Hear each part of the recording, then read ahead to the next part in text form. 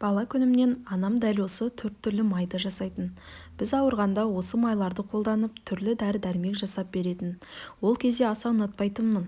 Өсе келе пайдасын білген соң мен де үнемі осы майларды жасап қолданамын. Қазіргі нутрициологтар кеңес беріп жүрген зиянсыз ең пайдалы майларды жасауды сіздермен бөлісейін деп шештім. Видеоны өткізбей соңына дейін көріңіздер. Салқын күнде таптырмайтын, суықта алатын өте пайдалы майдың бірі қойдың майы. Осылай бір жасап қойсаңыздар, ұзақ уақытқа жарайды. Қойдың құйрық майын майдалап турап алып, отқа шыдамды тысқа салдым. Бөлек ыдысқа су құйып, құйрық майды осылай қайнатып ерітіп алдым. Бұл ең таза жолы. Негізінде көбісі құйрықтың өзін отқа қойып шыжғырып жатады. Алайда осы әдіспен майды шыжғыратын болсаңыздар, майымыз таза әрі мөлдір, түсі қанық болып шығады. Осылай жасаған дұрысырақ. Балалар болсын, үлкен кісілерге болсын, жөтел кезінде, шектер суықтаған кезде, аяқ-қолдың шаншу кезінде бір қолданғаннан шипасын беретін май. Бұл майдың пайдасын мен айтпасам да білетін шығарсыздар. Келесі майдың түрі тортасынан ажыратылған күйдірілген май, немесе кахи май.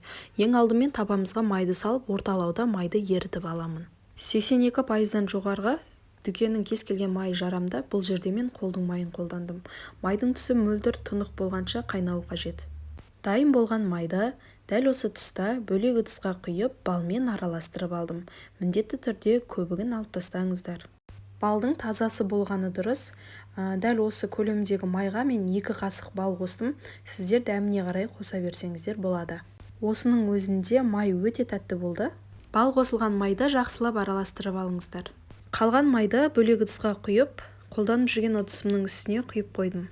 Холодильникке сақтасаңыздар 9 ай көлемінде дәмі бұзылмай тұра береді. Кез келген тағамға қолдансаңыздар ерекше дәм береді. Бір түнге бөлме температурасына қалдырған май дәл осылай болып шықты. Енді бұл майдың пайдасын айтып жеткізе алмаймын. Дәл осылай ыстық сүтке таңғы уақытта салып ішсеңіздер, тұмау, жөтел кезінде керемет көмектеседі. Бал қосылған май үлкен кісілерге қатты ұнайды. Міндетті түрде осылай жасап қойыңыздар. Келесі майдың түрі тоң май. Қойдың іш майынан жасалған бұл майда адам ағзасына өте пайдалы. Кез келген тамаққа қоссаңыздар болады. Дәл осылай қойдың іш майын жуып тазалап, арасындағы бездерін алып, майдалап турап алдым. Сонымен туралған майды шыжғырып алатын боламыз. Негізінде далаға істегендеріңіз жөн, әйтпесе үйдің бүкіл иісін алады. Міне, май дәл осылай шыжғырылуы қажет. Байқаңыздар, май күйіп кетпесін. Шыжығын бөлек, майын бөлек сүзіп алыңыздар.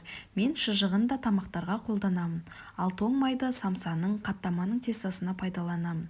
Видео пайдалы болса, арнаға тіркеліңіз. Қоңыраушаның үстін басып қойыңыз. Жаңа видеоны алғашқылардан болып көресіз. Сіздермен болған Ақшолпан. Аман сау болыңыздар.